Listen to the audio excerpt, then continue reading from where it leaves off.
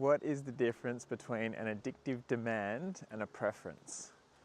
So an addictive demand is when we want something and we absolutely have to have it, or we react really negatively if we don't get it. So using the example of, say, we want a cup of tea.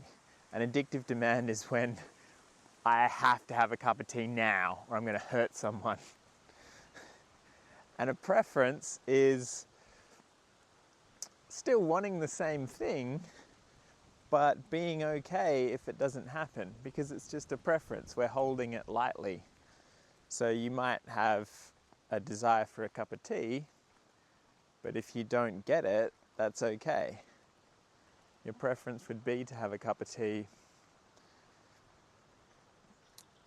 but if it doesn't happen in this moment, you can come to an acceptance of that.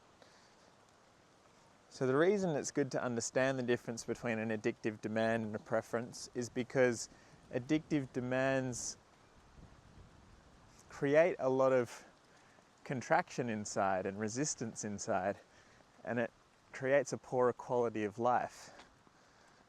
So if we can convert our addictive demands into preferences, or at least most of them, the ones that we're aware of, then we will have a nicer quality of life because we won't contract and resist life as much.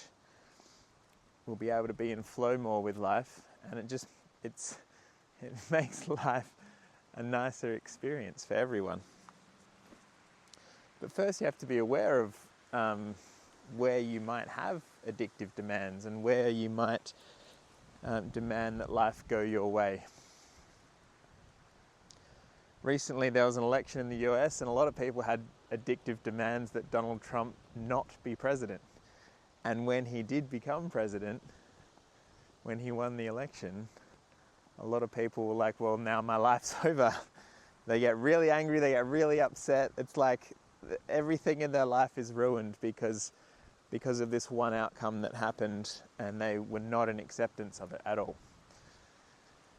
Having a preference for that doesn't mean that you don't do everything you can to make it happen. So you can still, if you have a preference that Donald Trump not be president, you can still campaign for Kamala Harris or try to make it happen that she gets elected, but not from a place of contraction and resistance.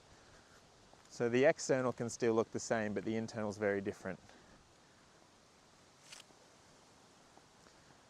Yeah, I feel like that's a useful distinction to make, and something that's been very helpful for me in my life. So hopefully it resonates with you too.